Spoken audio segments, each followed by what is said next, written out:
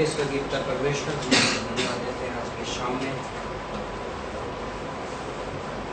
आपके उस नाम के लिए जो नाम सारे नामों से ऊंचा है, आपके उस नेचर एंड कैरेक्टर के लिए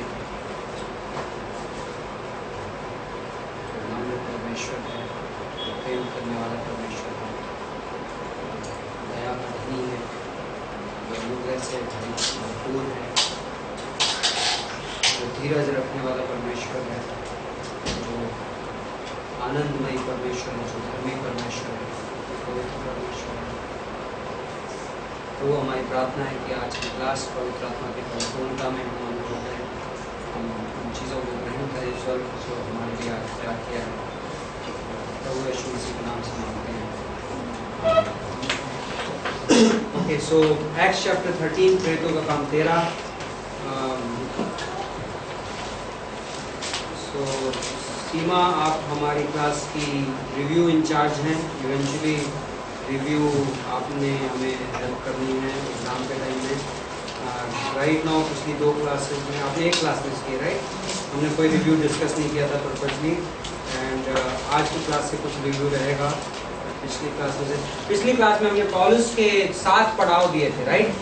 7 डिफरेंट प्लेसेस जो पॉल ने कन्वर्जन से लेकर एक्ट्स चैप्टर 9 से लेकर एक्ट्स चैप्टर 13 तक, प्रेरितों का काम 9 से 13 तक पॉलुस 7 डिफरेंट क्रोनोलॉजिकल डिफरेंट जगहों पे पहुंचा। ओके, सो वो मैंने आपको दे दिए थे। उसके हम एंड में पहुंच रहे हैं। प्रेरितों का काम 13 1 से 3। इसमें सीन है पॉल एंटियोक के चर्च में है।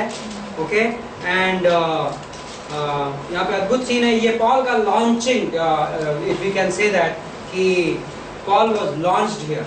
ओके, एक्ट्स चैप्टर 13 1 to 3 में into ministry in a worldwide ministry as a apostle to Gentiles। अन्य जातियों के प्रेरित बन के पॉल यहाँ पे लॉन्च किया जा रहा है। That's why this event becomes very important and lot of missions principle here in these 3 verses, very important verses for the way we believe about church and the way we believe about ministry। Acts chapter 13 1 to 3, प्रेरितों का काम 13 1 से 3। अंताकिया की कलीसिया में कितने भविष्यवक्ता और उपदेशक थे, अर्थात बारनबास और शमौन जो नीगर कहलाता है, और लूकियुस कुरेनी, और देश की चौथाई के राजा हेरोदेस का दूध भाई मनाहेम और शाऊल। ओके, तो नेम्स हमें इस चर्च की कैरेक्टरिस्टिक्स बताते हैं। ये चर्च प्राइमरली जेंटाइल था, राइट? अन्य जातियों के लोग थे। यहाँ जितने नाम आप पढ़ रहे हैं इसमें मोस्टली जेंटाइल नेम्स हैं। ये आइडेंटिफाई किए गए इनकी लोकेलिटी से। तो लीडरशिप इस चर्च की प्राइमरली जेंटाइल थी। शाऊल बारनबास। और आप देख रहे हैं अभी तक कॉन्टेक्स्ट प्रेरितों के काम 6 से 13 में मूव क्या चल रहा है चर्च का, from Jewish church towards Gentile. Okay, so यहाँ पे आपको एंटियोक एक्चुअली जेंटाइल मिशंस का सेंट्रल पॉइंट माना जाता है। पॉल कहाँ से निकला? अंताकिया के कलीसिया से। पॉल का होम बेस क्या था?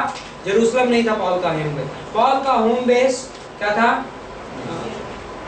अंताकिया, Antioch. Okay, so second verse में जब वे उपवास सहित प्रभु की उपासना कर रहे थे तो पवित्र आत्मा ने कहा, मेरे लिए बारनबास और शाऊल को उस काम के लिए अलग करो जिसके लिए मैंने उन्हें बुलाया है। तब उन्होंने उपवास और प्रार्थना करके और उन पर हाथ रखकर उन्हें विदा किया। Now this is पॉल का लॉन्चिंग। फर्स्ट मिशनरी जर्नी, पहली मिशनरी यात्रा यहाँ से शुरू होती है पॉल की। और इसके आगे हम बुक ऑफ एक्ट्स में ये कोर्स कवर किया जाएगा, तो इसके आगे I am not going to into this, but few principles from these 3 verses. इन 3 पंक्तियों से कुछ सिद्धांत। Number 1,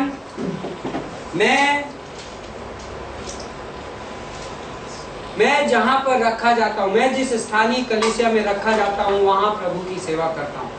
before I am used as a missionary या पास्टर या प्रभु के दास के तौर पर इस्तेमाल किए जाने के पहले मैं वहां पर प्रभु की सेवा करता हूं जहां पर प्रभु ने मुझे रखा है। अक्सर पास्टर शिबेली ने इस बार जब मैं वहां पर था बॉल्टिमोर में एक रैप सेशन में, उन्होंने एक ऑसम बात कही थी पास्टर्स और लीडर्स के बारे में। उन्होंने कहा, आप पास्टर तब नहीं बनते जब आपको पास्टर का पद दिया जाता है, आप पास्टर तब बनते हो जब गॉड आपको पास्टर बना देता है। That means I pastor the sheep when I am not even having the position of a pastor. If I am really a pastor at heart, यदि प्रभु ने मुझे वो गिफ्ट दी है और यदि मैं पास्टर हूँ तो बिना पद के मैं पास्टरिंग करने लगता हूँ. That means मैं भेड़ को डायरेक्शन देना, भेड़ को चराना, ये पास्टर का काम है. तो जिस दिन मैं पास्टर बन जाऊंगा उस दिन मैं भेड़ चराऊंगा? नो. यदि मैं रियली मैं पास्टर हूँ तो मैं जहाँ पर रखा गया हूँ वहाँ पर मैं मौके देखता हूँ और वो काम करता हूँ. Right? So I serve God in my local church. That's first qualification, first important principle for missions. Number two है God teaches to those people to lead who are able to follow. परमेश्वर उन लोगों को अगुवाई करना सिखाता है जो खुद किसी के पीछे चलना सीखते हैं. ओके, यहाँ पर आप नोटिस करेंगे 5 नाम लिखे हैं जिसमें से लास्ट नाम शाऊल का है. ओके, शाऊल को पर्सनल कॉलिंग थी. शाऊल यीशु मसीह के साथ अरब में रह के आया था. शाऊल को पता था कि वो फ्यूचर में क्रिश्चियनिटी का मेजर बोझ उसके कंधे पे है, लेकिन इस समय शाऊल फॉलोइंग पोजीशन पे है. 5 एल्डर्स में से उसका लास्ट नाम है. इनफैक्ट आप प्रेरितों के काम 13 में एक पैटर्न देखते हैं. जब पौलुस पहली यात्रा में निकलता है तो नाम इस तरीके से बोला जाता है, बारनबा और शाऊल. पहले बारनबा का नाम, बाद में शाऊल का नाम. पर स्लोली आप पैटर्न को बदलते देखते हैं. आगे जाके Paul and Barnabas, Paul and Silas. Okay, पहले पॉल का नाम आ जाता है, बाद में दूसरों का नाम आता है. ये क्या है? इन फर्स्ट मिशनरी जर्नी, इससे हमें यह पता चलता है जब पहली मिशनरी यात्रा पे निकले तो उस टीम का लीडर पॉल नहीं था, शाऊल नहीं था, उस टीम का लीडर बारनबस था. And Paul submitted to Barnabas. In fact, Paul submitted to the leadership of the Antioch church. Principle number 3. Churches give birth to churches. कलीसिया से कलीसिया पैदा होता है. Okay? No individual can plant a church. कोई अकेला व्यक्ति चर्च. तो हम हमारे बाइबल कॉलेज में नॉर्मली सिखाते हैं, यदि आप मिशनरी ट्रेनी हो, यदि आप प्रभु के दास बनने वाले हो, आपने 3 साल 4 साल बाइबल कॉलेज किया है एंड आप रेडी हो रहे हो, तो डोंट थिंक अलोन. अकेला मत सोचो, थिंक टीम. मैं आपको बिब्लिकल एग्जांपल, यीशु मसीह ने सेवकाई अकेले नहीं की, पतरस ने सेवकाई अकेले नहीं की, पौलुस ने सेवकाई अकेले नहीं की. बिब्लिकल एग्जांपल्स हैं, भरे हुए हैं. जब हम बुक ऑफ एक्ट्स पढ़ाएंगे तो आपको बार बार दिखाएंगे पॉल कहीं अकेला मूव नहीं करता था. Very rarely, exceptional journeys, safety के इश्यूज थे, वहां पर पॉल अकेला मूव करता था. But very short journeys, most of the time पौलुस अपने शिष्यों के साथ होता था. Team work. Okay, team concept is very very important for missions. आप हिस्ट्री ऑफ क्रिश्चियनिटी कुरेद के देख लीजिए. Don't give me some odd examples, but majority thinking good, useful, productive missionaries Christianity की हिस्ट्री में टीम वर्क थे. William Carey को ले लीजिए, पूरी की पूरी टीम थी. विलियम कैरी फेमस है बट पूरी टीम थी. ओके, different आप केसेस कंसिडर कर सकते हैं. So okay, that was it. And then last one, missionaries don't go, they are sent. Missionary खुद नहीं जाते, मिशनरी भेजे जाते हैं. किसने भेजा इन्हें यहाँ? चर्च की लीडरशिप ने और इवेंचुअली चर्च ने. ओके, जब चर्च की लीडर इनके ऊपर हाथ रख के प्रेयर कर रही है तो basically church is sending them out. somebody will say somebody can pray for me alone. कोई मेरे लिए अकेले प्रार्थना करेगा और मैं निकल जाऊंगा. उसकी भी तो प्रार्थना पावरफुल है. Doesn't work like that. God has not intended it to. Why? ऐसा क्यों था कि पॉल बार बार लौट के अंताकिया की कलीसिया में आता था? राइट, मिशनरी यात्रा खत्म हुई, प्रेरितों का काम 13वां अध्याय, लौट के कहां पे आए? अंताकिया में वापस आए. एक्ट चैप्टर 14 के एंड में घूम के कहां लौट के आए? अंताकिया में आए. क्यों? क्योंकि पॉल ये रिकॉग्नाइज कर रहा था कि मैं, इस कलीसिया ने मुझे भेजा है और मैं जब लौट के आऊंगा तो ये कलीसिया मेरा घर है. और जो ये फ्रूट है all over this Asia minor और यूरोप, ये जो फल है वो किसका है? मेरा अकेले का नहीं है, कलीसिया का है. क्योंकि कलीसिया if I am out of that kind of thinking, I can do some work somewhere, but I am really not doing it God's way. तो हाँ ठीक है, एक बाइबल स्टडी शुरू कर लूंगा, एक ऑर्फनेज चालू कर दूंगा, एक स्कूल चालू कर दूंगा, बट ओनली एक गधा घोड़े को पैदा नहीं कर सकता. सकता, राइट? घोड़े जैसा लगने वाला जानवर पैदा कर सकता है, बट गधा गधा ही पैदा करेगा। Same way only a church can give birth to a church. सिर्फ एक कलीसिया को पैदा कर सकता है। So these were some of the missions principal we were looking at कि Paul seven different chronological happenings in the life of Paul between Acts chapter 9 to 13. Paul Antakya से मिशंस क्यों निकलता है? And now we consider after a long break Paul as a letter writer.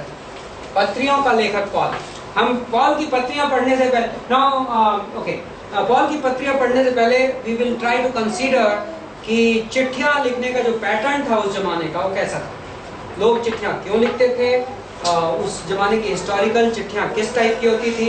Okay, so very quickly now there were two kind of letters in those days. दो तरीके की चिट्ठियां होती थी, private letters and literary letters. Okay, व्यक्तिगत चिट्ठियां और साहित्यिक चिट्ठियां, which is very obvious even today. Now today we don't have such a culture. Today we have culture of writing blogs, right? But उस जमाने में चिट्ठियां लिखने का culture. If you wanted to communicate a message, तो आप एक public चिट्ठी लिखते थे, और आपकी पब्लिक चिट्ठी लाइब्रेरीज में जाती थी। If you are communicating something which really had substance, तो आपकी चिट्ठी कहाँ पे जाएगी? लाइब्रेरीज में जाएगी, सर्कुलेशन में जाएगी, एंड वो पब्लिक चिट्ठी होती है।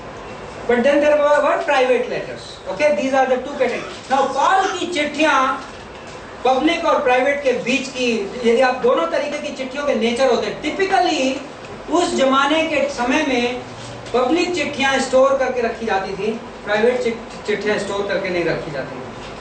बट डिफरेंट कैरेक्टरिस्टिक्स जब स्टडी की जाए तो पॉल की चिट्ठियां मिडवे फंसती हैं, इवन साइज में भी। साइज वाइज भी पब्लिक चिट्ठियों का एक साइज होता था पर्टिकुलर, प्राइवेट चिट्ठियों का एक टिपिकल साइज होता था। पॉल की चिट्ठियां इवन साइज में और पैटर्न में मिडवे आती हैं, public and private. Okay, important to understand because some of Paul's letters are actually written like that. The Timothy को चिट्ठी, it's a public come private kind of a letter. Why is it important? कि जो personal touch आप देखते हो उसमें वो genuine था. Okay, it was a private letter. जब वो टिमोथी को कुछ लिख रहा था तो उसका really वो hard communicate कर रहा था. But at the same time you can't neglect that letter. यार ये तो टिमोथी को लिखा गया था. Right? To that extent it was a public letter. ठीक है, सब क्लियर है? Okay. Now second चीज थी कि पॉल के लेटर्स कई केसेस में पब्लिकली कलीसियों में ओपनली पढ़े जाते थे। There are places in the Bible, यदि आपको नोट करना है तो कुलोसियों का 4:16 में पॉल लिखता है, Colossians 4:16, पॉल इंस्ट्रक्ट करता है कि इसको पब्लिक रीडिंग में पढ़ा जाए चर्च के बीच में। Okay, he says that in that letter. Okay, so that says that दो वो चिट्ठी चर्च की लीडरशिप को लिखी गई, उस पर्टिकुलर चर्च को लिखी गई है, लेकिन दूसरी जगहों पे भी पढ़ी जाती थी। ओके, ओपन रीडिंग Colossians 4:16, कुलोसियों का 4:16। Okay, also when you see the benedictions in the, अक्सर आपको पॉल की चिट्ठियों में बेनेडिक्शंस मिलते हैं। वो बेनेडिक्शंस किसको? एज अ ग्रुप को दिए जा रहे हैं, एक पूरे के पूरे चर्च को दिए जा रहे हैं। तो like he is addressing the church in that benediction. Okay, so these things tell कि वो पब्लिक रीडिंग के लिए। नाउ लेटर्स का फॉर्म क्या होता था? 3 पार्ट्स होते थे टिपिकल लेटर के। ओके, फर्स्ट होता था इंट्रोडक्शन और greetings. Okay, second part was the main content of the letter, main body, and third was the benediction. ये टिपिकल लेटर्स के 3 पार्ट्स थे। ओके, नाउ सेम पैटर्न आप पॉल की life में, पॉल की चिट्ठियों में भी देखते हैं। पॉल की चिट्ठियां अक्सर इंट्रोडक्शन से, ग्रीटिंग से शुरू होती हैं। Okay, now only difference is Paul की टिपिकल ग्रीक लेटर्स की एक खासियत थी। एक वर्ड था Kieron, CHAIREIN, Kieron. Kieron word का मीनिंग होता था ग्रीटिंग्स। ओके, यदि आपको चाहिए तो बुक ऑफ एक्ट्स में 3 बार ऐसे सेकुलर लेटर्स लिखे गए हैं जिनमें ये वर्ड यूज हुआ है। Okay, so where is that? I have a reference somewhere.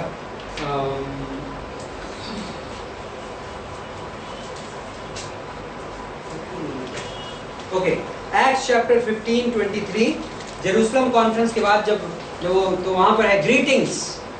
Acts chapter 15:23, प्रेरितों का काम 15:23। ओके, देन एक्ट्स चैप्टर 23:26, प्रेरितों का काम 23-26। Okay, there also it says, Felix को चिट्ठी लिखी जा रही है, रोमन गवर्नर को, और उसमें लिखता है, हे महान Felix, greetings. Okay, that word is chairein. Okay, chairein Greek language में टिपिकली ग्रीटिंग्स, हम लोग आजकल गुड मॉर्निंग बोलते हैं, या even sometimes we use greetings even now. Okay, so greetings was the meaning, and James 1:1 में, so actually 1 is secular context, but Paul ने Paul जब अपनी चिट्ठियों में ग्रीटिंग्स देता है, तो आप टिपिकली देखते हैं कि पॉल ने अपनी ग्रीटिंग खुद इन्वेंट की। He is using the Greek style, but he has a new style. और पॉल क्या बोलता है? Grace and peace. तो उसने काइरेन को कन्वर्ट कर दिया ग्रेस में। He used another word, charis. Grace के लिए जो वर्ड है, सेम रूट वर्ड के वर्ड्स हैं, कैरिस, ग्रेस यूज करता है। And then he says and peace. Peace किसके लिए इंपॉर्टेंट था पता है? Shalom. That's a Hebrew word.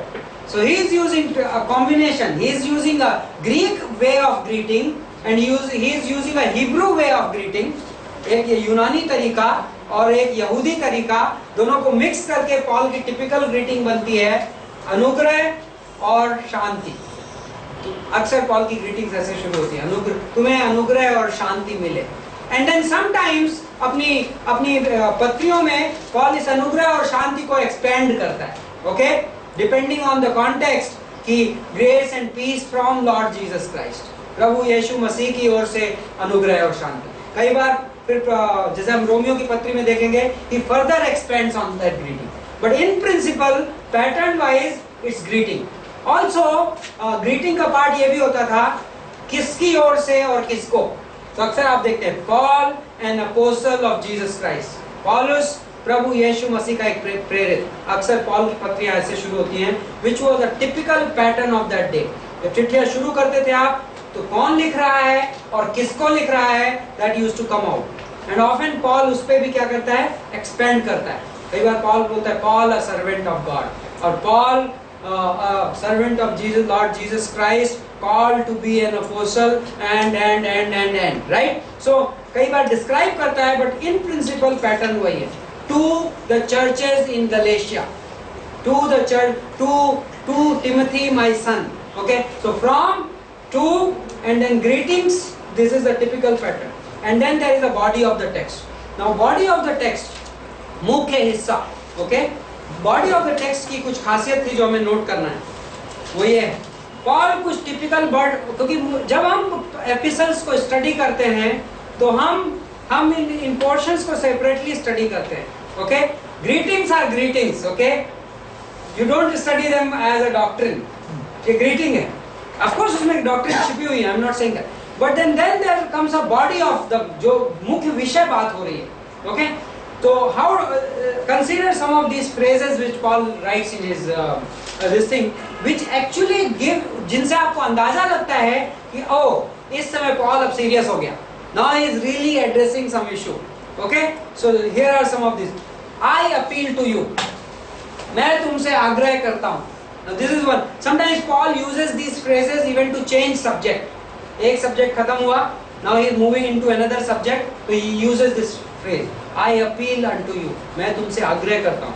Another one, I want you to know brethren, भाइयों मैं चाहता हूँ कि आप जानो।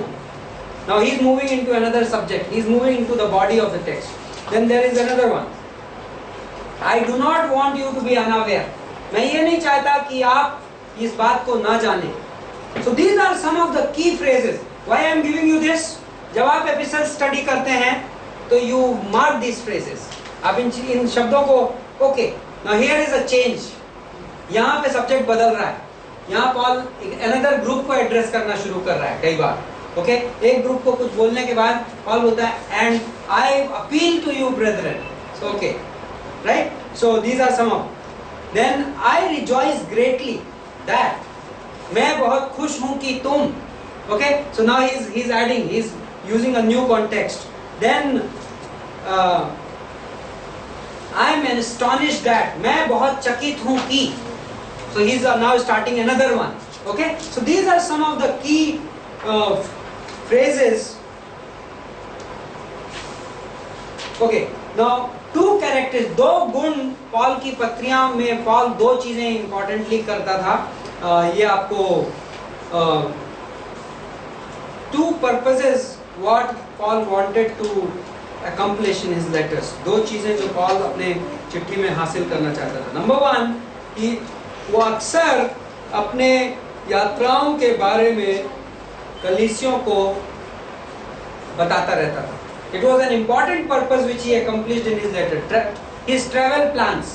Okay, मैं तुम्हारे पास आना चाहता हूँ, लेकिन अब तक मुझे रोक कर रखा गया है. Like often he is talking to people in his letters about his traveling plans. He has a limited time, limited scope of ministry, and he is encouraging people. I want to come to you. Important part of his letters. Second is spiritual advice. तो ये दो purposes थे हर typical चिट्ठियों के. And last होता था, last हिस्सा था conclusion, सारांश चिट्ठी का. Okay? अक्सर benediction होता था उसके end में, परमेश्वर तुम्हारे साथ हो, अनुग्रह तुम्हारे साथ हो. Okay, now okay, benediction की कुछ खासियत थी. So first was benediction, सुख शांति का अंत. Number two was अक्सर पॉल की चिट्ठियां डिक्टेटेड होती थी. ओके, कोई और लिखता था. पॉल डिक्टेट करता था, पॉल मुंह से सुनाता था, लिखने वाला कोई और होता था. तो अक्सर पॉल क्लोजिंग रिमार्क्स अपने हाथ से लिखता था. Okay, so if you want first कुरिन्थियों का 16:21, पहला कुरिन्थियों का 16:21, कुलूसियों का 4:18, गलातियों का 6:11, दूसरा थिस्सलुनीयों का 3:17 और फिलेमोन का 19. सो बेसिकली ये जो चैप्टर्स में आपको सुना गया, इनके आखिरी में आप देखेंगे कि पॉल कहता है ये मैं अपने हाथों से लिख रहा हूं. सो व्हाट इज ही सेइंग? ये जो अब जो बचे हुए लास्ट रिमार्क्स हैं, ये मेरी हैंड राइटिंग में. क्यों इसकी जरूरत थी आपको पता है? उस जमाने में लेटर्स की फोर्जरी भी होती थी, डुप्लीकेशन, किसी की चिट्ठी किसी और के नाम दे देना. Do you remember some incidents? Do I have them here? Do I have this here? I may have it somewhere. You remember थिस्सलुनीकों के कलीसिया को लिखता है कि जो चिट्ठी मेरे नाम से भेजी गई है उसकी वजह से तुम कंफ्यूज हो गए हो. कोई फॉल्स डॉक्ट्रिन किसी ने थिस्सलुनीकों के कलीसिया को पॉल के नाम पे भेज दी थी. सो इमेजिन, आपके पास टेलीफोन नहीं है कि आप कॉल करके पॉल से पूछ लो कि पॉल ये चिट्ठी तुमने भेजी या किसी ने भेजी है. तो आपको एक चिट्ठी मिली जो कि 3 महीने की यात्रा करके आई है, और आपने कहा ये पॉल की चिट्ठी है, और उसमें रैप्चर के बारे में रॉन्ग डॉक्ट्रिन है, और थिस्सलुनीकों के कलीसिया वाले ये मान के बैठ रहे हैं कि रैप्चर हो गया और हम बचे रह गए. राइट? और उसके बेसिस पे पार्शियल रैप्चर थ्योरी आज भी कई लोग बिलीव कर रहे हैं in the electronic age. So Paul कह रहा है वो जो चिट्ठी तुम्हें मिली है वो मेरी ओर से नहीं थी, तुमने उसे गलत समझ लिया है. आई will give you the reference. I think मेरे पास एक रेफरेंस है, but I am not sure whether it is that one. But दूसरा थिस्सलुनीकों का 3:17,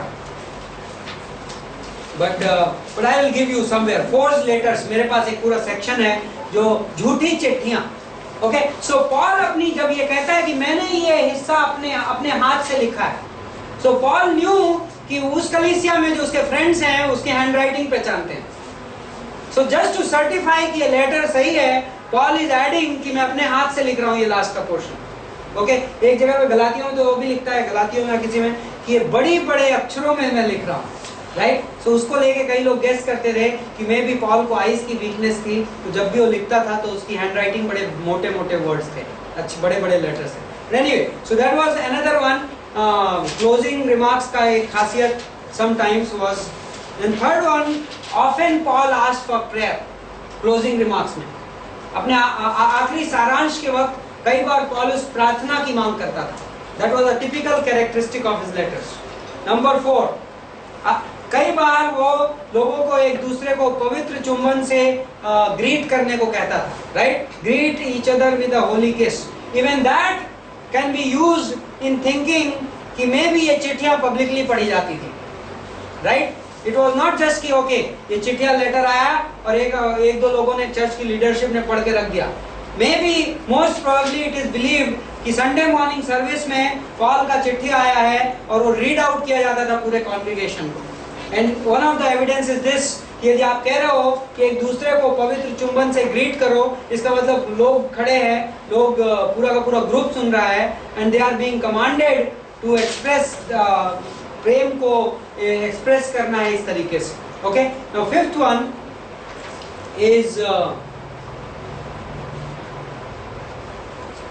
कई बार वो पर्सनल ग्रीटिंग्स एक्सचेंज करता था अपनी क्लोजिंग रिमार्क्स में। टिपिकल एग्जांपल रोमियो की पत्री और डिफरेंट पत्रियों में भी जो उसके जान पहचान के लोग होते थे पॉल के उस एरिया में, उनके लिए भी greetings personally towards the end लिखता था। So these were the components of his closing remarks. चिट्ठियां कैसे भेजी जाती थी उस जमाने में? No postman, okay.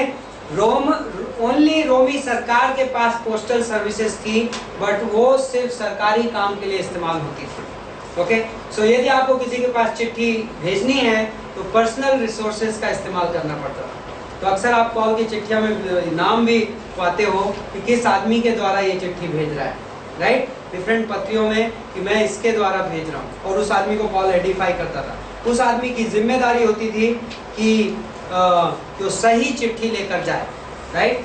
That was an important responsibility. Romeo 16:22 में इस बात का सबूत है कि पॉल लिखवाने के लिए दूसरों का इस्तेमाल करता था। ओके, गलातियों के 6:11 में पॉल लिखता है कि बड़े लेटर्स में लिख रहा हूँ। ओके, दीज आर द दूसरा थिस्सलुनीकों का 3:17 भी वो लिखता है कि उसके मैं अपने हाथ से लिखा, हाँ, ये मेरा पहचान है। That means he is certifying, he is using his handwriting as a signature, okay, on the letters. Okay, so this is, now I come to another aspect, introducing the epistles itself. पत्रियां, नए नियम में बहुत सारा content पत्रियों के द्वारा हमारे को communicate किया गया है, राइट? एनीबडी रिमेंबर्स कितनी पत्रियां हैं इन टोटल नए नियम में? ओके, नए नियम में, now this is a new testament survey course material. Okay, एक कोर्स है जिसको हम कहते हैं नया नियम का सर्वेक्षण। Beautiful course, basic beginner level course, but it gives you lot of outlines, but very briefly. कितनी बुक्स हैं न्यू टेस्टामेंट में? 27, राइट? 27। उसमें से पत्रियां कितनी? 13। आप पॉल की पत्रियां गिना रहे हैं, टोटल पत्रियां 21, करेक्ट, 21 पत्रियां। कितने लेखक हैं पत्रियों के? 21, 21। ओके, कितने लेखक हैं? Interesting, right? Good to know that. 5 या 6? 5 या 6, बिकॉज नोबडी नोज हिब्रू किसने लिखी है, इब्रानियों की किताब। सो सम पीपल से पॉल ने लिखी है, इफ पॉल वाज करेक्ट तो 5 हो जाएंगे लेखक पत्रियों के। यदि if it is not Paul, if it is Luke या Barnabas or whoever, तो 6 हो जाएंगे। Okay, total 6 writers, 21 letters in the New Testament. Okay, 21 पत्रियां। Now how many Paul wrote? Paul ने कितनी लिखी? 13 पत्रियां। Most probably 13, and because Paul की style में Paul अपनी चिट्ठी नाम इंट्रोड्यूस करके लिखता है और हिब्रूज में नाम इंट्रोड्यूस नहीं है। Okay, that's a very strong evidence कि मे बी हिब्रूज पॉल की लिखी नहीं है। Okay, but we don't want to get into that dispute right now. In this course we are going to cover 13 पत्रियां पौलुस की। Hebrews हमारे Bible college के course में जनरल एपिसल्स के कोर्स में आता है। ओके, सो जनरल एपिसल्स में Hebrews and James and I don't know personally recently taught first Peter, second Peter, Jude. Okay, so ये सारी आ जाती है। यूहन्ना की पत्रियां हम अलग से पढ़ते हैं प्रकाशित वाक्य की किताब के साथ। सो 13 पत्रियां पॉल की। Now groups of Paul writing, Paul की चिट्ठियों के 4 group. Okay, I had one very interesting in the survey course only. Different पत्रियों के डिफरेंट एम्फेसिस होते हैं, ओके, जोर है, हर टाइप की पत्रियों में डिफरेंट जोर है. So I have some very good list, I have never read it but it is amazing. James and Jude की जो पत्रियां हैं उनका जो एम्फेसिस है एथिकल है, नैतिक, ओके, जोर जो है उनका नैतिक है, सब्जेक्ट एथिक्स पे ज्यादा है जोर, okay. So you see James talking about tongue, you see James talking about faith without works is dead, right? So emphasis, it's a question of emphasis. So Jude, यहूदा और याकूब का जो जोर है वो नैतिकता पे, एथिक्स पे, एथिकल. देन पीटर का जोर है एक्सपेरिमेंटल, अनुभव पे, क्रिश्चियन अनुभव, okay. So that's why the whole epistle starts making sense. Then John का जोर है, जो एम्फेसिस है वो मिस्टिकल, रहस्य की ओर है. There is a mystery in Christianity and John focuses on that. He focuses on fellowship, he focuses on light and darkness, right, संगति. सो योहाना का फोकस मिस्टिकल है, रहस्यमय. एंड देन हिब्रूज का फोकस एंटीटिपिकल, दैट मीन्स भविष्यवाणियों की पूर्ति, to be very like as that is Hebrews, okay.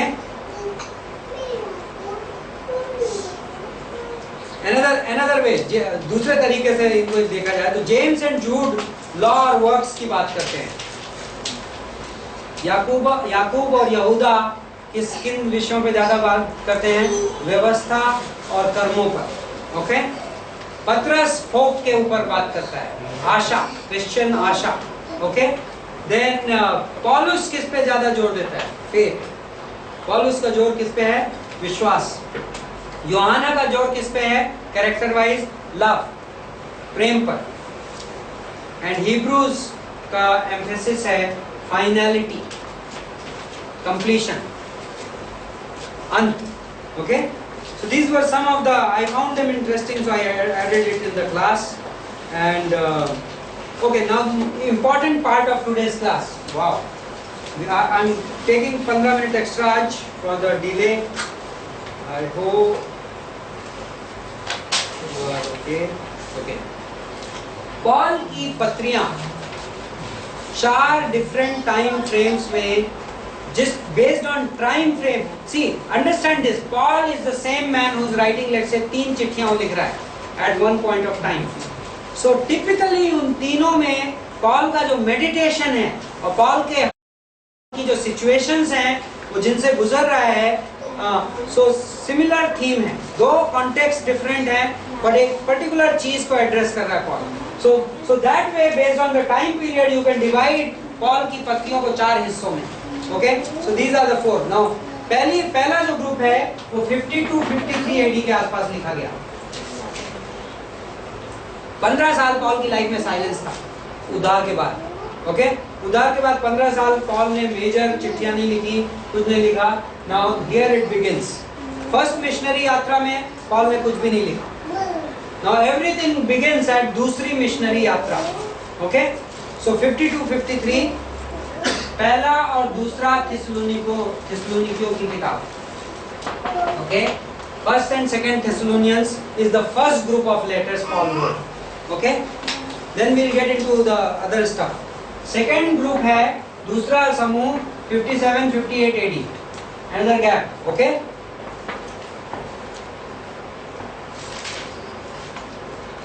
इसमें पहला कुरिन्थिया, दूसरा कुरिन्थिया, गलातियों की पत्री, एंड देन रोमियो की पत्री. ये 4 पत्रियां इस ग्रुप में आती हैं. Next time you will read these epistles, you will suddenly see a parallel, which will be very surprising. Okay? Then आप तीसरा ग्रुप जो है, जो पॉलुस ने लिखी करीब सन 62-63 के आसपास. Now this was पॉलुस की दूसरी मिशनरी यात्रा के दौरान. ये लिखी गई थी पॉलुस की तीसरी मिशनरी यात्रा के दौरान. एंड ये पत्रियां लिखी गई थी पॉलुस के पहले बंधुआई के दौरान, let's say first this is the group of prison epistles. ये कौन सी हैं? इफिसियों, कुलूसियों,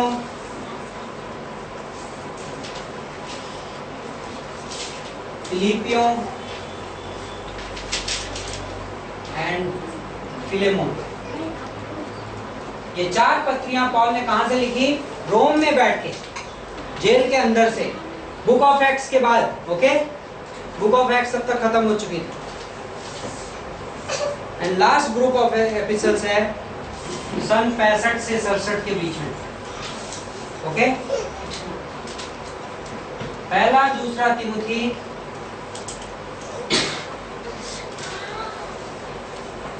एंड तीतुस। Now see the subject matter. पहला, जब पौलुस पहला ग्रुप ये लिख रहा था चिट्ठियों का, तो पौलुस के हार्ट में क्या सब्जेक्ट मैटर चल रहा है? अंतिम दिनों की बात, यीशु मसीह के पुनरागमन का विषय कवर कर रहा है। Right, that's very interesting. जब पौलुस चिट्ठियां लिखना, अपना चिट्ठियां लिखने का करियर शुरू करता है, तो पौलुस स्टार्टिंग पॉइंट से लिखना शुरू करने के बजाय एंडिंग पॉइंट से लिखना शुरू करता है। राइट, स्टोरी का एंड पहले बताता है, बाद में शुरुआत बताएगा। That's very interesting. राइट, तो हमारी आशा पहले बताएगा, यीशु हमारे भविष्य के बारे में पौलुस पहले बता रहा है, बाद में बाकी चीजें लिखेगा। Okay, so first group is normally called prological. Okay, prological आने वाले समय की बातें कर रही है। तो सेकेंड ग्रुप आर कॉन्ट्रोवर्शियल। अब पॉल कंट्रोवर्सीज में घुसता है। ओके, सो पहला कुरिन्थियों, दूसरा कुरिन्थियों आपने देखी है, दुनिया भर की कौन, गलातियों की पत्री दुनिया भर की कौन। ओनली इस ग्रुप में रोमियो की थोड़ा कम कंट्रोवर्शियल लगती है। कंट्रोवर्शियल विवादात्मक। ओके, विवादात्मक। एक्चुअली रोमियो, जब पॉलुस सारे इश्यूज एड्रेस करने लगा, तो एक्चुअली रोमियो की पत्री यदि आप देखेंगे तो इट इज पॉल की मोस्ट सिस्टमैटिक पत्री। और वो इसलिए है कि सारी कंट्रोवर्सीज, लॉ, वर्क्स, राइचियसनेस, सारे इश्यूज गलातियों में उसने एड्रेस किए। राइट, और उसके बाद उसने कहा okay, let me systematize this teaching. जितना मैंने लिख दिया, अब मैं इसको जरा सिस्टमैटिक शुरू करता हूँ। तो रोमियो की पत्री जो उसने इन्हीं थॉट्स को, एक्चुअली मोस्ट स्कॉलर्स, मेरे पास एक लिस्ट है, may be at some point हम कवर करेंगे। गलातियों की पत्री और रोमियो की पत्री में इतना पैरेलल है कि आप वर्स टू वर्स पैरेललिज्म देख सकते हैं। तो वो इसलिए है कि पॉल ने गलातियों में जब थॉट्स लिखी तो कंट्रोवर्सी हैंडल कर रहा था। क्यों? गलातियों की किताब में जुडियाइजर्स थे, जो झूठे विश्वासी थे, वो आके गलत टीचिंग व्यवस्था के बारे में लोगों को बोल रहे थे खतना करना जरूरी है विश्वासी बनने के बाद भी। तो पॉल ने उनको सर्कमसिजन, ओके, तो पॉल ने उनको एड्रेस किया गलातियों में, और बड़ी स्ट्रांगली एड्रेस किया। वो लोग गॉस्पेल बदल रहे थे, वो लोग कोई और गॉस्पेल एक्सेप्ट मत करो एक्सेप्ट वो गॉस्पेल जो मैंने दी है। ओके, फिर पॉल ने कहा okay, I have addressed the issue, लेकिन अब मैं एक काम करता हूं, let me explain this gospel from beginning to end in a most systematic way. तो पॉल ने रोमियो की पत्री लिखी, जिसमें उसने सारी कंट्रोवर्सी को बड़े सिस्टमैटिक तरीके से समराइज करके लिख दी। ओके, सो दैट्स व्हाई रोमियो की पत्री has come out to be a very very systematic way to present the gospel, और we are going to get into it now. Third category is contemplative. Okay, मनन करने वाली।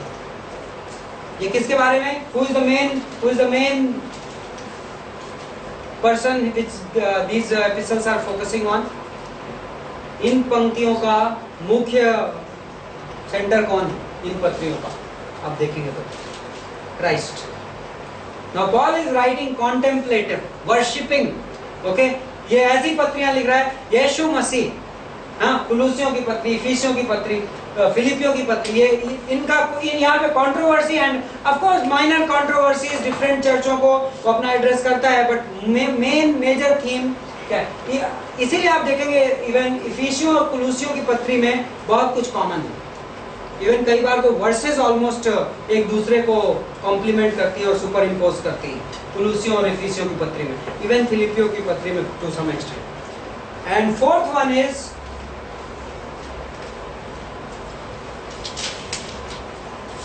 I have another description for all these. Okay, चौथी कलीसिया को focus करती, कलीसिया के व्यवस्थापन को फोकस करती है। तो पहला तिमुथी, दूसरा तिमुथी, तीतुस किसको फोकस करती हैं कि management of the church, organization of the church. So these are the 4 groups. जिस समय में लिखी गई उस हिसाब से उनका कंटेंट काफी हद तक आपस में मैच करता है, कॉम्प्लीमेंट करता है। Okay, now in this classification I have something more to add. First group का जो फोकस था वो क्रिश्चियन होप था, विश्वासी की आशा। ओके, सेकेंड ग्रुप में जो मेजर फोकस था, थीम का जो सब्जेक्ट था, दैट वाज क्रिश्चियन फेथ, विश्वासी का विश्वास। थर्ड ग्रुप का जो मेजर फोकस था, that was Christian love, okay, विश्वासी का प्रेम।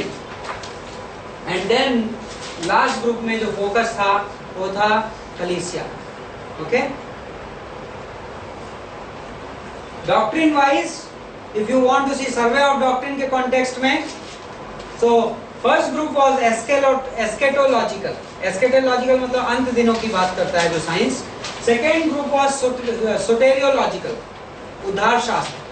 थर्ड ग्रुप वाज क्राइस्टोलॉजिकल, यीशु शास्त्र। Okay, and last group was इक्लेसियोलॉजिकल, okay, कलीसिया शास्त्र। Okay, is that all? This is the, now let me explain. I have changed the title of this course if you notice. Now मैं इसको पौलुस की पत्रियां part 3 बोल रहा हूँ इस सिलेबस, इस कोर्स को पर्पसली। आई रियलाइज अभी तक जिन लोगों ने पहले मेरी पौलुस की पत्री की क्लास 1 और 2 की होगी, तो आई रियलाइज कि विदाउट नोइंग दिस डिवीजन हम इसको फॉलो कर रहे थे। तो फर्स्ट कोर्स में हमने पहला दूसरा थिस्सलुनीको पढ़ाया था, एंड मे बी गलातिया पढ़ाया था, एंड नेक्स्ट कोर्स में हमने पहला दूसरा कुरिन्थियों और इफिसियां पढ़ा दिया था। सो एक्चुअली ये semester we are going to focus on रोमियो की पत्री, कुलुसियों, फिलिपियों और फिलेमोन। So we are actually at the third group, and are except for Romans जिसको हम 3 क्लास में कवर करेंगे, बाकी पूरा का पूरा जो ग्रुप है that will be the part of the part 3, okay, which is basically Christology, यीशु मसीह के बारे में पढ़ेंगे हम most of the time. So only रोमियो में हम उद्धार शास्त्र पढ़ेंगे रिगार्डिंग साल्वेशन, है ना, लेकिन उसके बाद हम ये 3 पत्री पढ़ेंगे। So this will be part 3, this being designated. Now I will quickly move into the Romans chapter 1, okay, just to so that we start. रोमियो का पहला अध्याय, पौलुस लिखता है,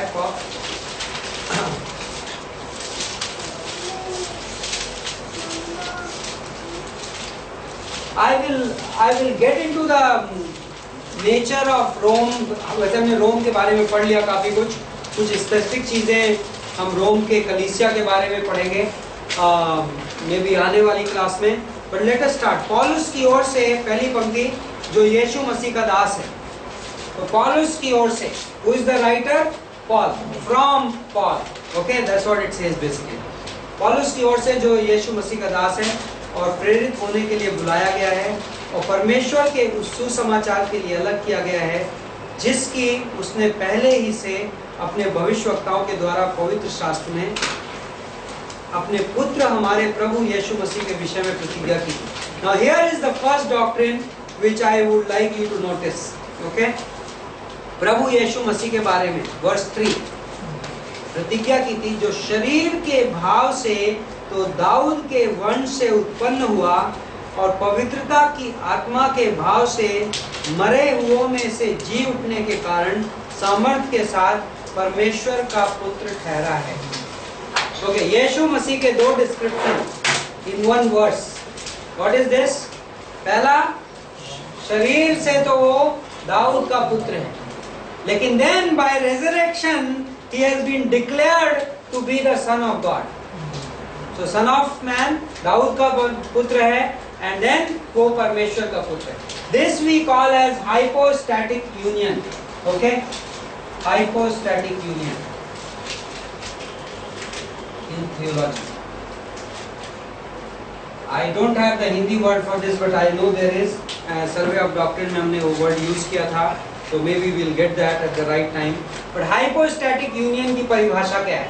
यीशु मसीह इस दुनिया में अनोखा व्यक्तित्व रहा, यूनिक पर्सनालिटी रहा है, okay, and he is unique compared to even God the father and God the Holy Spirit and all the humanity and all the angels, इन सब से यीशु मसीह अनोखा है।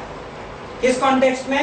इस कॉन्टेक्स्ट में He is 100% God, वो 100% परमेश्वर है, and He is also 100% man, uniquely combined in one personality, okay?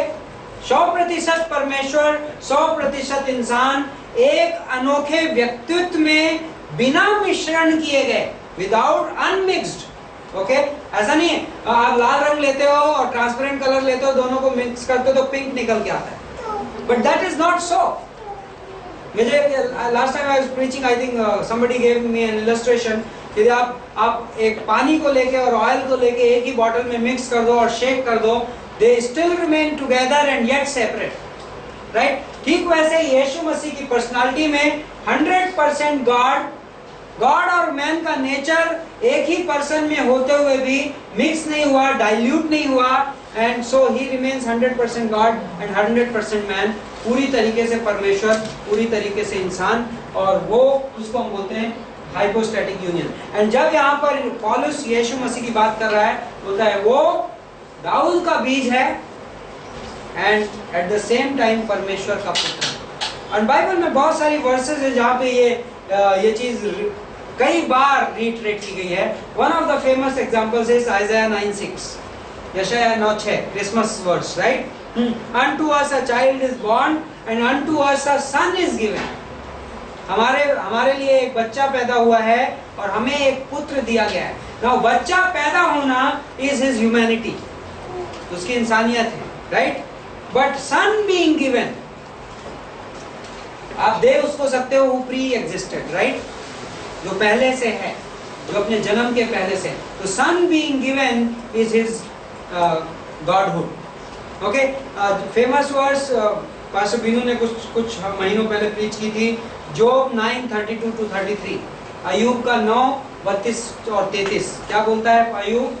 क्या इस दुनिया में कोई होगा तो मेरे और परमेश्वर के बीच में मीडिएट करेगा, और कि वो मेरा एक हाथ मेरे ऊपर रख दे और दूसरा हाथ परमेश्वर के ऊपर रख दे। Wow, what a prayer Job prayed without knowing the saviour at that time, like in that way we know. लेकिन अय्यूब कहता है क्या है, कोई ऐसा है? Now what is that expressing? That is expressing कि मैं इंसान हूं तो मेरे लेवल पे आके कोई मेरे लेवल पे आ जाए, and at the same time जब वो गॉड के सामने जाए तो गॉड के लेवल पे आ जाए। क्या ऐसा कोई है? अय्यूब ने क्वेश्चन रेज किया, यीशु मसीह उस क्वेश्चन का आंसर है। बिकॉज वो 100% इंसान है, तो हमारे लेवल पे आ सकता है और हमारे सामने खड़ा हो सकता है। He can touch us, but at the same time वो 100% परमेश्वर है और वो परमेश्वर के सामने हमारे बिहाफ पे खड़ा हो सकता है, जो कि आज वो खड़ा है। Okay, so that's hypostatic union. Now, okay, so Paulus इस वर्ष के बाद उन्हें पांचवी पंक्ति में नहीं, उन सब के नाम, सातवीं पंक्ति में वर्स 7, इन सब के नाम फ्रॉम पॉल हो गया, टू कौन हो गया? रोम में जो परमेश्वर के प्यारे हैं। Okay, so people of God in Rome, this is the addressee, okay, जो पवित्र होने के लिए हमारे। नाउ वर्स 7 का पार्ट बी में क्या है? ग्रेस एंड पीस, अनुग्रह और शांति तुम्हें मिलती रहे। ओके, देन 8th वर्स में थैंक्स गिविंग। कई बार इंट्रोडक्टरी पैसेज जो इंट्रोडक्शन था उसका ये भी पार्ट होता था कि मैं तुम्हारे लिए परमेश्वर का धन्यवाद देने की तारीफ हो रही है, तुम्हारे विश्वास की चर्चा सारे जगत में हो रही है। ओके, नाउ 10वीं पंक्ति में बोलता है मैं तुम्हारे लिए प्रार्थना करता रहता हूँ। 11वीं पंक्ति में बोलता है मैं तुमसे मिलने की लालसा रखता हूँ। एंड ओके, 11वीं पंक्ति और 12वीं पंक्ति इंपॉर्टेंट है, क्योंकि मैं तुमसे मिलने की लालसा करता हूँ कि मैं तुम्हें कोई आत्मिक वरदान दूं जिससे तुम स्थिर हो जाओ। अर्थात ये कि मैं तुम्हारे बीच में होकर तुम्हारे साथ उस विश्वास के द्वारा जो मुझ में है और तुम में है शांति पाऊं। Now this is a beautiful thing Paul express कर रहा है, जो आना चाहता हूँ तुम्हारे पास, मैं प्रेरित हूँ, right?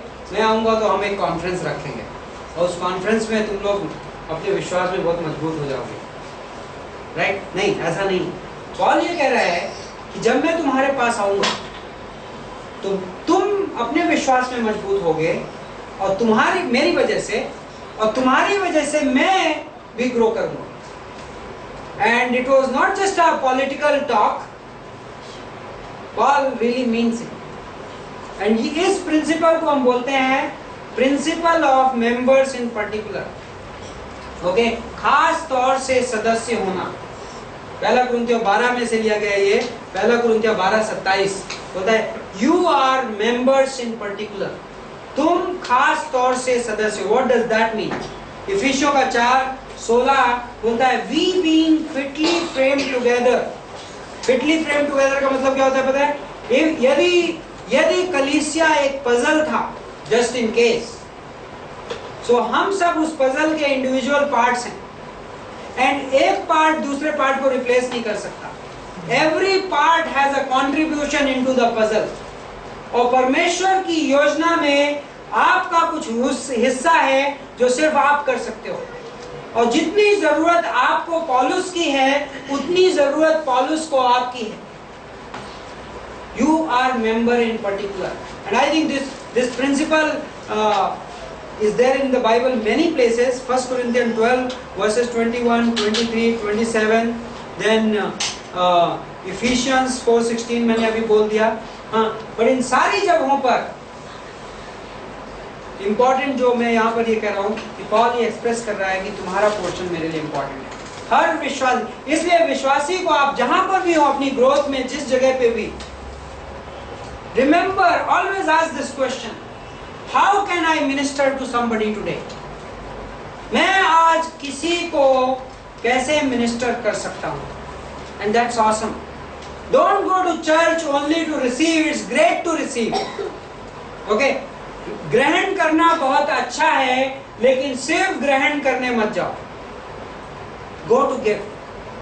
Okay? May not be big. I don't have to have a message to preach. But I can have a verse to quote to somebody. मैं किसी को एक पंक्ति बता सकता हूँ और वो पंक्ति किसी को encourage कर सकती है। I have a portion to the body. Most churches are not healthy today because some members are not functioning in their proper function. यदि आज आपकी बॉडी का एक अंग मेल फंक्शन करने लगे डॉक्टर साहब, तो there are many portions of your body which will get affected, right? This is what happens. So why are churches not healthy? Why is a church not growing? Because every member is not operating in its best capacity. So यदि हर सदस्य खास है और हर सदस्य का हिस्सा है, तो यदि हर सदस्य ऑपरेट करेगा उस हिस्से में, तो there will be a flow. So Ephesians 4:16 says every joint supplies, right? When we are fitly framed together, यदि हम कलीसिया में अपनी जगह खोज लेते हैं, यदि मैं परमेश्वर का दिया हुआ मैं पोर्शन समझ लेता हूँ और मैं उसमें ऑपरेट करता हूँ, तो that's awesome.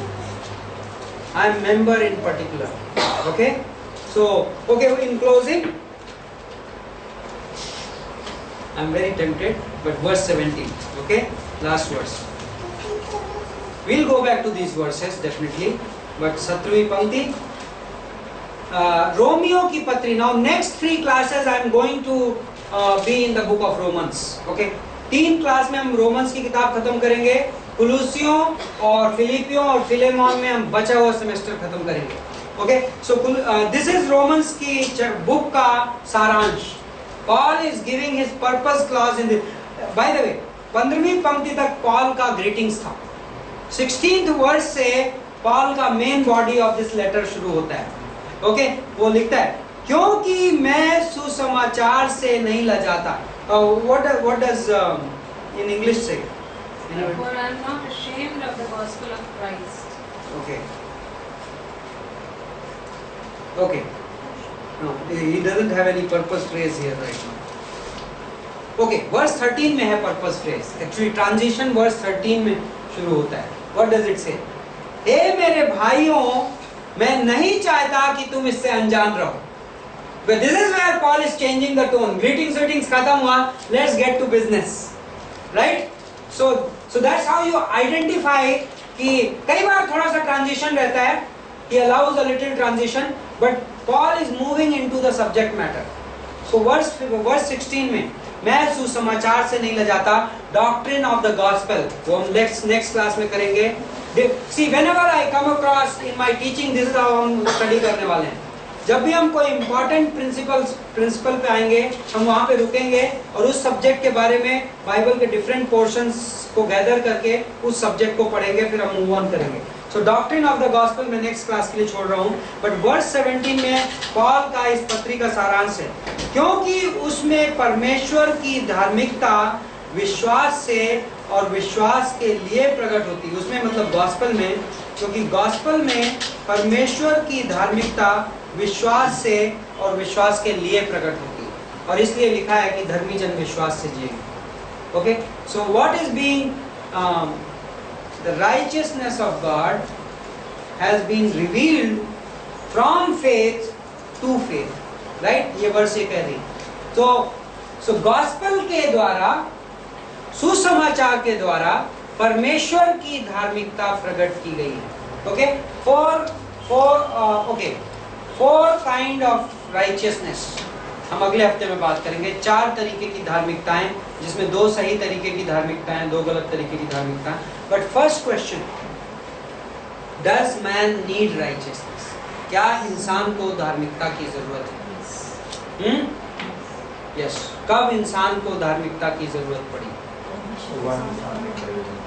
क्योंकि हम पापी बन गए, राइट? पापी इंसान की प्राइमरी नीड क्या है? धार्मिकता. क्योंकि मैंने आज क्लास में पूछ लिया. नहीं, but let's consider this. Why, मैं क्यों कह रहा हूं ये बात? जब आदम और हवा ने पाप किया तो गॉड ने नेक्स्ट थिंग क्या किया? ऑफ कोर्स पूरी स्टोरी है, वो छिपे हुए थे एंड वो झाड़ी में छिप गए. गॉड ने आया, कहाँ हो आदम, राइट? इवेंचुअली क्या हुआ? उत्पत्ति के 3:21 में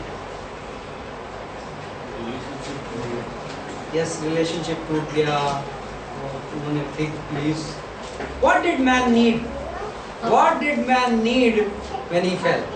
फिग लीव्स, राइट? फटाफट मैन ने अपना इंतजाम कैसे किया? Fig leaves. गॉड ने क्या दिया उसको? फिग लीव्स का रिप्लेसमेंट दिया गॉड ने. That is a beautiful. I think genesis 3 में that is the most important point. जब इंसान पापी बना तो अपने को अंजीर के पत्तों से ढक रहा है और गॉड ने उसको लाके किसी और चीज से ढक दिया.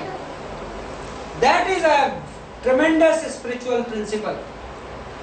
इंसान अपने आप को फॉल्स राइचियसनेस से ढकता है, जिनके बारे में हम अगले हफ्ते में बात करेंगे.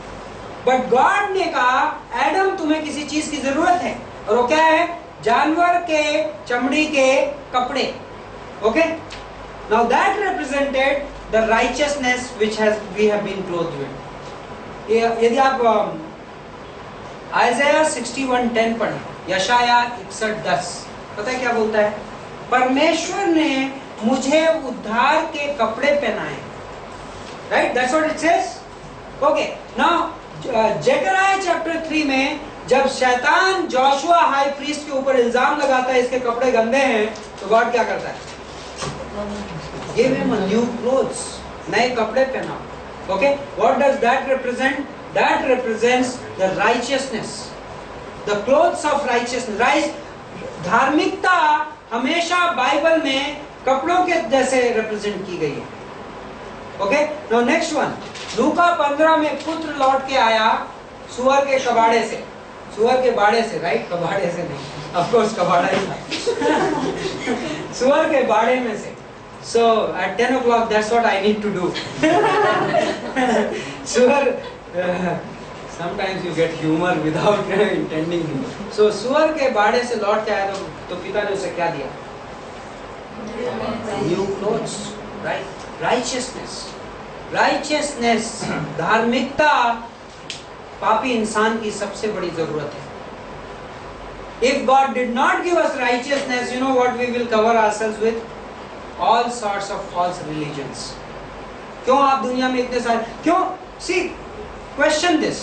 Why are there so many religions in this world? इस दुनिया में इतने धर्म क्यों हैं? आदमी नास्तिक भी तो रह के काम चला सकता था, राइट? यदि आपको गॉड से दूर ही रहना है तो नास्तिक भी रह सकते थे। But why did man invent so many religions? Because यदि मेरे से मैं पापी बन गया और मेरे से ओरिजिनल राइचियसनेस खो गई, तो मैं अब कुछ ना कुछ झूठी धार्मिकता का इंतजाम करूंगा। That is a must. So come the religion.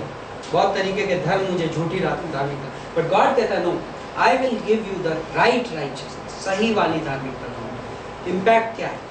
I have somebody defined it just now. I have a right standing before God. How do you define righteousness? परमेश्वर के सामने सही स्थान, okay? Rightly related with God. परमेश्वर के साथ सही तरीके से संबंधित हो जाना. You know what does that mean? That means that now I can worship God. अब मैं परमेश्वर की आराधना कर सकता हूँ। बिना राइचियसनेस की मैं परमेश्वर की आराधना नहीं कर सकता। बिना राइचियसनेस के, पता है, मैं प्रार्थना नहीं कर सकता। क्यों? Because I'm not rightly related with God. I can have words, but I cannot have a prayer. लूका 18 में वो बंदा था, ध्यान है? लूका 18 में एक बंदा था, पब्लिकन एंड फरीसी, राइट? फरीसी और चंदा वसूलने वाला, कर वसूलने वाला, और दोनों गए और प्रार्थना करने लगे। और यीशु मसीह ये स्टोरी बता रहा है, और यीशु मसीह ने कहा कि उसने ऐसे ऐसे शब्द बोले कि अरे मैं तो ये करता हूँ और मैं तो वो करता हूँ, और उस आदमी को देखो वो पापी खड़ा है, और मुझे बताओ कौन वहां से धर्मी होकर गया? Only in a place of righteousness we can worship God. Only at a place of righteousness we can pray. Only at a place of righteousness we can serve God. क्योंकि place of righteousness is the place where we are rightly related with God. धर्मी होना वो स्थान है जहाँ पर हम परमेश्वर के साथ सही तरीके से संबंधित हैं। इसलिए हम उस जगह से परमेश्वर की आराधना कर सकते हैं, प्रार्थना कर सकते हैं, परमेश्वर की सेवकाई कर सकते हैं, और कोई जगह नहीं है जहाँ से परमेश्वर के साथ संबंधित रहा जा सकता है। तो पॉल कह रहा है थ्रू दिस गॉस्पेल, इस सुसमाचार, जो सुसमाचार मैं इस पूरी बुक में एक्सप्लेन करने वाला हूँ, मैं उस सुसमाचार के लिए लजाता नहीं हूँ। और वो सुसमाचार क्या प्रकट करता है? परमेश्वर की धार्मिकता प्रकट करता है। But this is not all, okay? We are going to next week consider कि राइचियसनेस का like whole context of righteousness. Okay, let's pray. हे स्वर्गीय पिता परमेश्वर, हम आपको धन्यवाद देते हैं सब क्लास के लिए, सब पेशेंस के लिए, स्टूडेंट्स का, और जॉय के लिए, आनंद के लिए, और आपकी ताकत के लिए, आपकी एनर्जी के लिए, हमारे शरीरों में, हमारे हार्ट्स में, हमारे सोल में। प्रभु हमें मदद करिए इन वचनों को ढंग से हमारे अंदर स्टोर करने के लिए, हमें सिद्धांतों को सिखाने के लिए, हमारी थिंकिंग को क्लियर करने के लिए, हम आपके नेचर और कैरेक्टर को समझ सकें, हम आपकी आराधना कर सकें। वचन की स्टडी हमें आपके सामने शांत होना सिखाए, आपके सामने बैठना सिखाए, आपकी आराधना करना सिखाए, आपकी सेवा करना सिखाए। प्रार्थना प्रभु यीशु मसीह